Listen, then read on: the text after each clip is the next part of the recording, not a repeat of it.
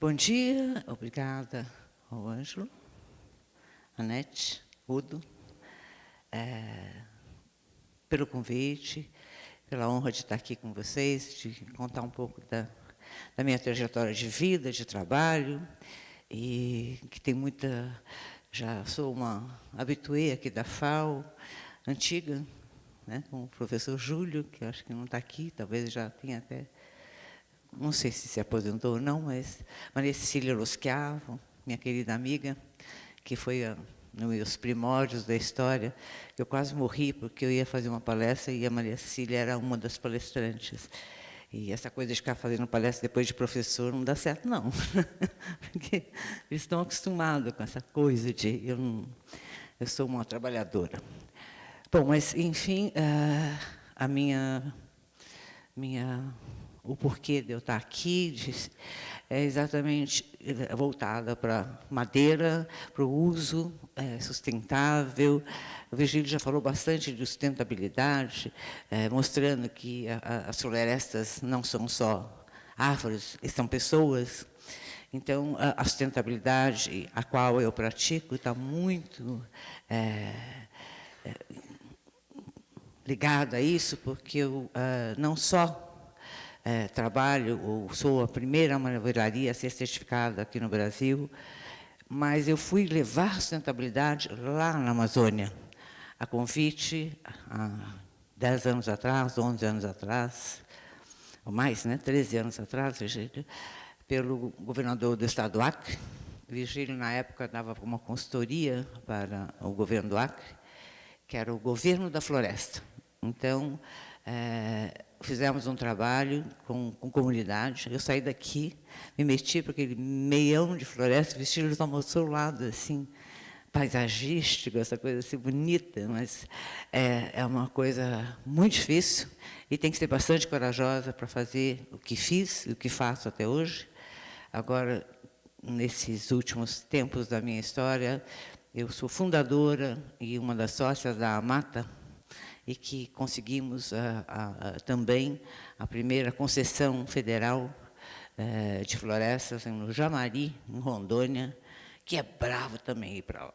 Você tem que dormir num dormitório, na beira da estrada, o restaurante é um comedouro, não tem. Então, é bastante difícil.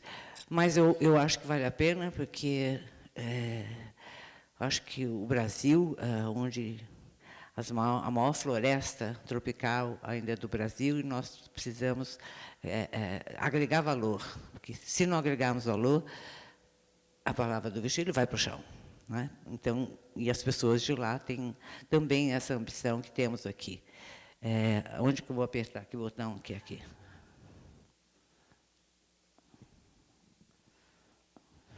Sou péssima nessa coisa. Ok. Bom, aqui tem alguns dados, mas eu acho que é meio irrelevante, porque depois o nosso IPT aqui, né, é março, vai falar bastante. 61% do território brasileiro é coberto por florestas, né, algumas indústrias de madeireira tropical passam por mudanças radical, mas eu acho que essa mudança de olhar de floresta vem acontecendo nos últimos 10 anos, 20 anos, porque quando eu comecei há 30 anos atrás, não se falava em meio ambiente, preocupação com mudanças climáticas, madeira certificada. Não. Isso eu acho que a certificação não é coisa do século passado, Virgília, do século, da década passada, né, que começou em 90, essa preocupação do FSC, enfim, que surgiu em 93, 94, mas ainda o brasileiro, ou ainda o mundo, não tem muito essa consciência do uso da certificação. Acho que tem que ser mais divulgada. E o Brasil é o maior consumidor, principalmente aqui no Sul, São Paulo, Centro-Oeste, né, de madeiras. Aqui um pouco esses números são da Mata, né, a estimativa de produção de madeira na Amazônia, né, produção ilegal, que até tem aí um conflito aí de legal e ilegal, que a certificação sofre um pouco quem é certificado, porque essa confusão do legal e do ilegal, não tem nota, e aí você não consegue chegar num preço. Não é que a certificação seja cara, é que ela é obrigada a seguir a lei. Então, ela é realmente difícil de ser produzida, comercializada, até por conta dessa está bem na pauta agora, essa coisa do legal e da ilegalidade, do legal e do ilegal. É bem confuso. Aí um pouco no Mato Grosso, Pará, Rondônia, outros e Amazônia. O cálculo baseado em produção de 14,2 milhões de metros cúbicos. Acho que esses dados vocês já têm bastante conhecimento. A evolução do mercado de madeira processada na Amazônia, que é pouco, na verdade, né? Começa em 98, aí esse gráfico. Posso ir passando rápido? Aqui o manejo sustentável, agregação de valor, né? Aí onde eu começo a entrar com a minha história, porque não só eu faço o uso das madeiras em pranchas, enfim, mas também desses resíduos que eu transformo isso em objeto, e a madeira, a própria matéria-prima, a própria forma, me dá a criação. Eu até ia trazer uma peça, que é um bowl, que se ela quebra, eu costuro lá mesmo, em Chapuri, com fibras, enfim, que é bastante interessante. O tipo de comprador de madeira na Amazônia, né, em São Paulo. Depósitos, construtoras, fábricas de móveis, olha como é pequenininha, né, e outras. Os depósitos são os mais fortes. Aí entra a história do legal e da legalidade, que eles compram, são imensidão, você chega lá, vai comprar, fala, você quer sem nota? Quer meia nota? Não posso, né?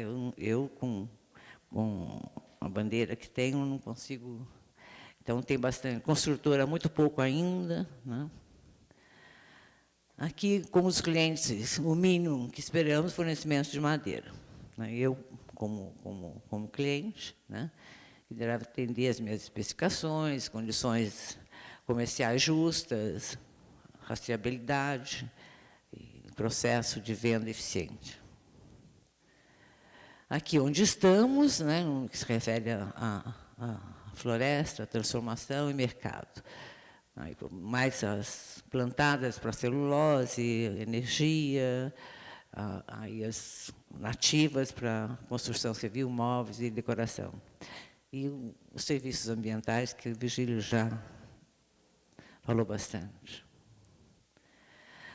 Aqui é uma cadeia de valor, esse gráfico, isso é a mata, que é onde a mata vai atuar e já está atuando. Em toda a cadeia de valor, usando todos os produtos que a floresta pode oferecer. Quem são os atores do mercado de madeira, que é marcenaria, serraria, com depósitos, fábrica de móveis, arquitetos, designers. Está bastante em voga hoje o uso de madeira na arquitetura, não só na arquitetura como construção, mas como estética. Aqui, até então, um tempo atrás, eu usava como um símbolo, era uma árvore e um monge, né, reverenciando as florestas. Agora é a floresta, a árvore e o futuro dos nossos filhos e netos. Por isso, o manejo explicado pelo Virgílio, né, que ele é mãe, filha e neta. Você só pode colher aquela mãe se ela tem uma filha e uma neta que é para a preservação da espécie, inclusive. Aqui já começa um pouco da minha trajetória de vida. Eu comecei na década de 80, né, mas sempre com essa filosofia, né, do social, do ambiental e do econômico. Eu comecei na garagem do meu sítio, em 84, para ajudar 5 meninos carentes que terminaram a construção da minha casa, que ficou uma droga, porque eles não sabiam, e eu fazia história da arte, e comecei a descobrir a beleza, a arte da marcenaria, nos seus encaixes. E aí eu comecei a trabalhar com esses meninos, aí fui atrás de um mestre, e eu acho que a minha história, eu tenho um designer que trabalha comigo, já tem, que faz parte do meu corpo de design, tem 90 anos, o Jorge Alduspin, e que ele fala que a vida dele é uma sucessão de milagres, e que eu, aos 84, quando eu o trouxe para participar do corpo de design da ETEL, contar a história do design brasileiro, e eu era mais um deles. Então, a minha vida foi sempre uma sucessão de milagres. E esse encontro com esse mestre, que eu vou mostrar um pouquinho mais lá para frente, para ensinar esses meninos e dar cidadania para esses meninos. Eles moravam, eu morava num sítio, eu dava alojamento, alimentação e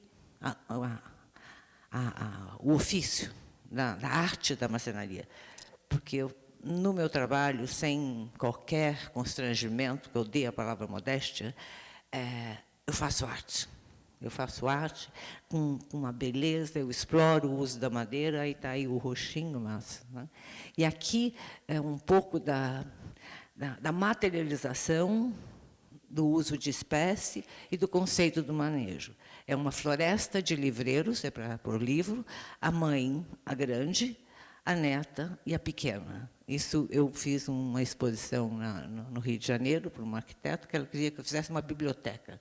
Falei, vamos fazer uma floresta de livreiros. Então, é mãe, filha e neta, que é uma livraria, né? Um livreiro. As diversas expressões de uma marca singular, porque eu tenho ali um corpo de designers, né? Aí tenho a paixão, porque eu acho que sempre, tudo que você for fazer na vida tem que ter paixão, tem que ter muito, tem que gostar muito, tem que ter paixão. Aí você consegue chegar aonde quer que seja, ou fazer sucesso e mostrar, porque eu acho que a energia do amor vai impregnada, principalmente não porque eu faço na madeira, que tem vida, né? O Brasil, as florestas, a sustentabilidade, essa coisa de ser muito honesta, né? Ser muito correta, eu acho que eu passo isso bastante no meu trabalho. A diversão, aí entra a felicidade, né? A música, a surpresa.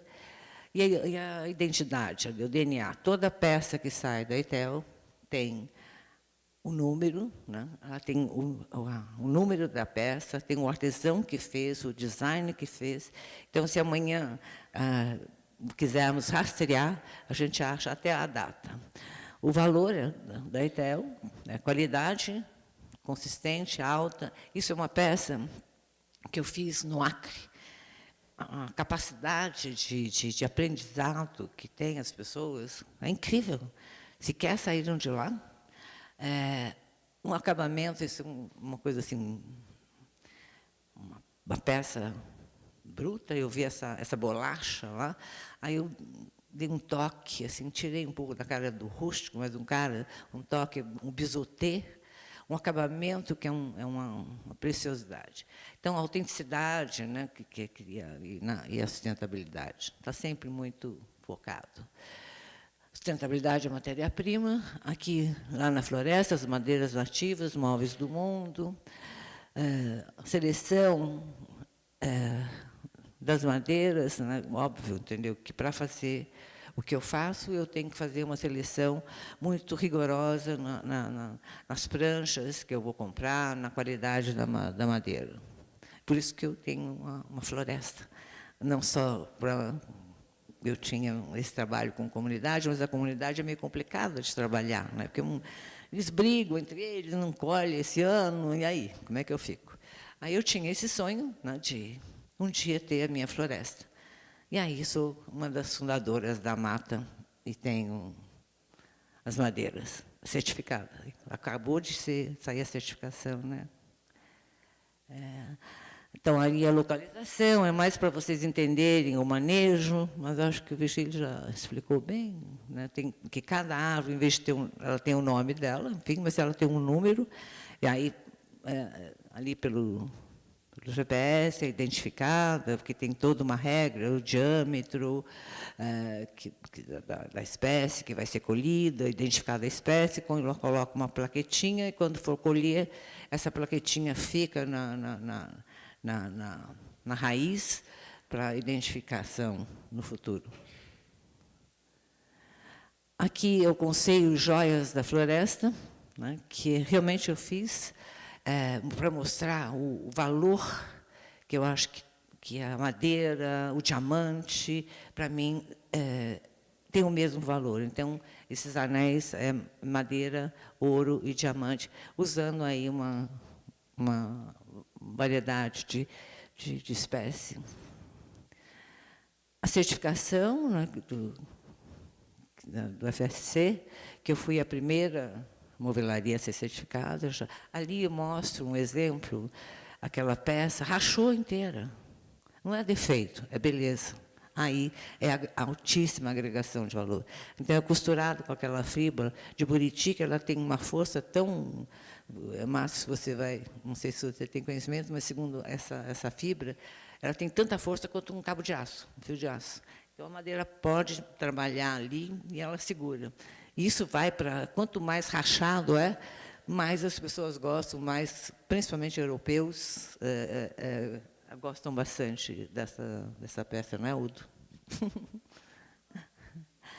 Aqui o projeto Chapuri, quando eu, junto com o Virgílio, a convite do governo do Acre, aqui é o Virgílio já dando aula fazendo as oficinas, né? Porque eu aprendi nesse envolvimento, quando eu fui chamada pelo FSC, que quando é com comunidade, assim, é oficina. Quando é Banco Mundial, aí é workshop. Então, aqui as oficinas, né, que o Virgílio para capacitação dos seringueiros, para o manejo, para que eles entendessem o valor. E foi uma coisa que eu acho que isso é uma coisa que tem que ser materializado, né? Porque quando nós lá explicando, Virgílio dando aula, não sei o quê, aí eles iam colher uma árvore de cedro, e que ocupava ali menos de, sei lá, metros quadrados, né? E eles, para o boi, eles desmatam por ano, né, Virgílio, eu acho que 4 hectares por ano para a criação de boi. É bonita essa foto, né? Aí, bom, voltando para o manejo, eu comprei uma árvore e paguei R$ 2.740, isso em 1999, para mostrar para eles que, se eles preservassem, fizessem o manejo, não precisa pôr boi, porque numa árvore, ela deu 8 cúbicos, essa árvore de cedro, na época era barato, ainda era o preço de mercado da madeira legal ou ilegal. Acabou. Ficaram convencidos e, desde então, fizeram o manejo. Aqui foi no início da nossa história, entrando pela Amazônia toda, com o Virgílio, que aqui é um assessor do governo do Estado, e esse Lorde é um índio de uma etnia chamada Xaninca, que é considerado o principado das etnias indígenas do Brasil, que era uma coisa, e fomos lá conhecer, até para conhecer a Amazônia, né, as culturas. E muito interessante, porque esse menino, esse assessor, perguntou para ele se eles estavam precisando de alguma coisa. Ele falou, nós, nada, porque somos ricos, que o governo cuide do entorno, pelo desmatamento que estavam invadindo as terras dele. Então, foi uma... O Virgílio não tinha nem um cabelo branco ainda. Depois do governo, né, Bebê? Aqui é o FSC, né, que já é uma prática na minha história. Eu tenho uma xiloteca interessante que nos meus folders eu esclareço um pouco ou dou alguma para as pessoas que compram as peças, que acompanham as peças, essa xiloteca. Né? Aqui um pouco da... Aí a tradição, né? Uma cadeira e a qualidade que eu tenho. Esse é o mestre Macir, que é um gênio. Se vocês aqui se consideram inteligentes, perto deles, eu me considero completamente arquitetos. É incrível. Incrível, ele não tem sequer o primário, ele fez o primário, mas é de uma inteligência, de um brilhantismo, as soluções que ele tem, técnicas de engenharia. Se alguém já foi na minha loja e viu minha porta de entrada, é de tirar o chapéu. Eu realmente, se tem uma pessoa inteligente, honesta, princípios morais e éticos, é algo surreal. Não ganhava para comer, tinha que trabalhar no supermercado no final do dia, pacotando coisas. Aí, como tudo estava escrito nas estrelas na minha vida, para ele eu fui um milagre e ele para mim, porque eu tinha a estética, mas eu não sabia construir. Aí ele veio, e com a sabedoria dele na construção é uma coisa inenarrável. E nós começamos na garagem do sítio com 5 meninos carentes. Hoje nós temos 110 artesãos, um piso de 4.000 metros em Valinhos. Tudo aqui já é uma capacitação, inclusive para o Acre, lá eu trabalho muito com torno. Aqui foi, depois do sítio, foi para essa fábrica. Para quem conhece, parece estar no século XVIII. Né? É um ateliê realmente de artesãos. Né? Do sítio eu vim para cá, e agora estou num outro galpão, que aqui vai ser em frente à minha fábrica, eu atravesso a rua, vai estar a loja, a Madeiraria A Mata. Porque eu falei, tem que sair dessa coisa desse galpão, um vendedor de madeira. Não, nós vamos vender uma madeiraria, né, que é com toda a qualidade, sofisticação, princípios morais e éticos comprometida. Né? Aqui, olha, todo o meu trabalho, que é uma coisa bem de arte, uma machetaria, como era feita no século XVIII. Aí, toda a agregação de valor.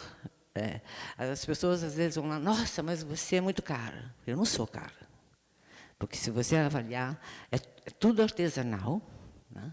Tem toda a responsabilidade social, ambiental, porque todos esses 100 artesãos que trabalham lá comigo, eles entram sem saber absolutamente nada, ele aprende lá, eles começam a produzir depois de 4 anos. Né? Tem a certificação, que desde a hora zero da minha história já estava intrínseco na minha vida, e são pecinhas, viu? A delicadeza do trabalho, o acabamento no pincel. Então, é uma alta costura na movelaria. Então, é de altíssima... as ferramentas são todas as manuais. Né? Aí, novamente, a machetaria, para mostrar o preciosismo, né, as cadeiras, para quem estuda designer, né, tudo na espiga, do sargento, no grampo que se usa. Eu não tenho Esse menino foi um dos 5 carentes que trabalhou comigo, né, em função da fábrica. Aqui é meu corpo de design, né?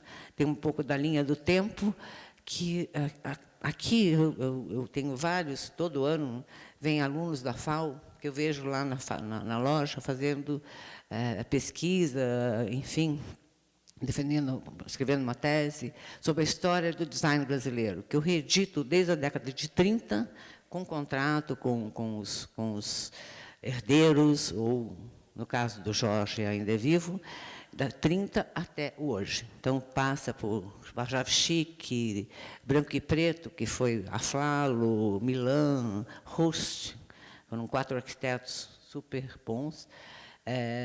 Aí o Jorge Alspin, da década de 50, 60, não tenho Sérgio Rodrigues, mas eu vou estar com ele agora no dia 27, que eu vou fazer 20 anos de loja, e eu vou trazer o Jorge. Aí, daí dos antigos é isso, né, Jorge Alspin.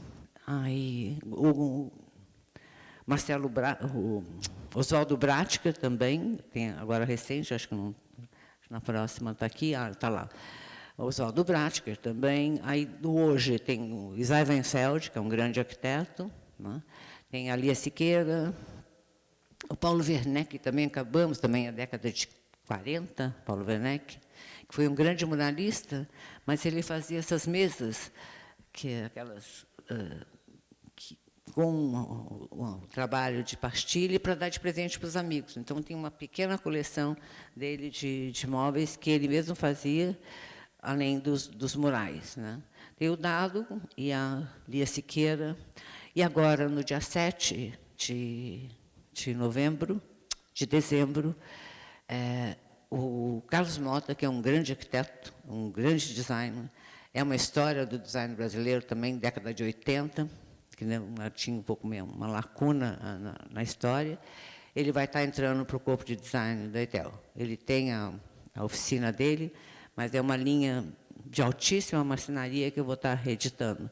Então, eu materializo a história do design brasileiro, da década de 30 até hoje. Então, vira um pouco de campo de estudo, tanto aqui pela FAO, quanto para a FAAP, dos alunos que vão lá para as teses. Aqui, a autenticidade de design e arte. Eu acabei de fazer um evento que é novo na história, que é o design com a arte. Então, são artistas plásticos, né? O Marcelo Sips, com essa cachola, que ele fala que é cachola, que é porque se pendurar na parede, que a hora que você chegar na sua casa, você tirar tudo da sua cabeça e guardar dentro da cachola, porque é para você descansar. Aí o Paulo Werneck, com a parte da arte dele, e o Roberto Micoli, que é um artista plástico também. Aqui são, eu acabei de falar, todos eles, Arthur também, que é um dos corpos de design, né, que trabalham, que desenho, mas a fabricação é sempre minha. Aqui é o Fachada Chique, branco e preto, aqui é o consulado suíço, no Brasil.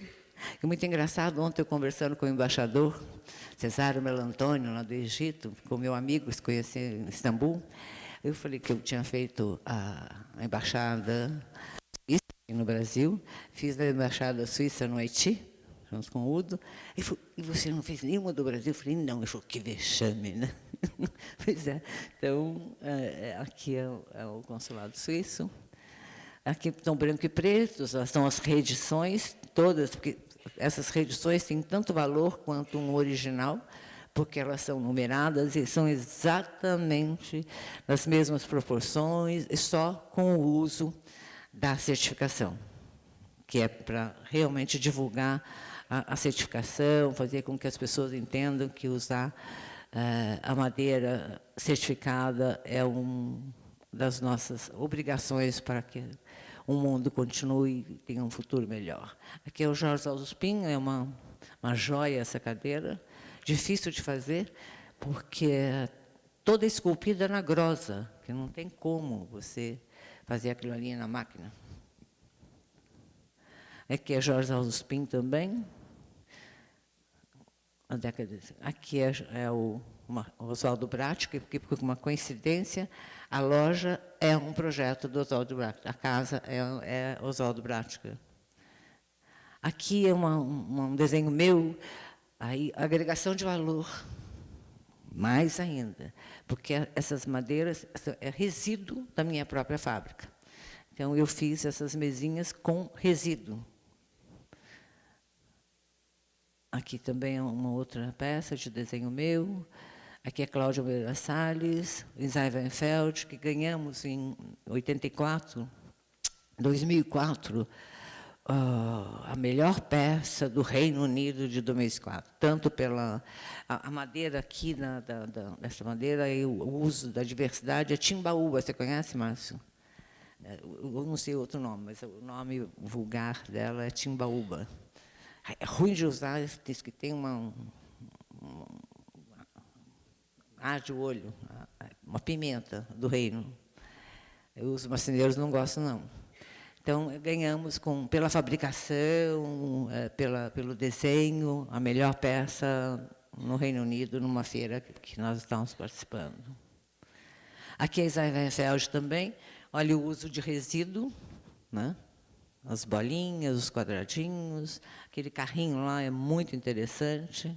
Aqui é Arthur, de Matuscada. Aqui é Lia Siqueira. Aqui são os artistas com que eu trabalho, né? José Bento,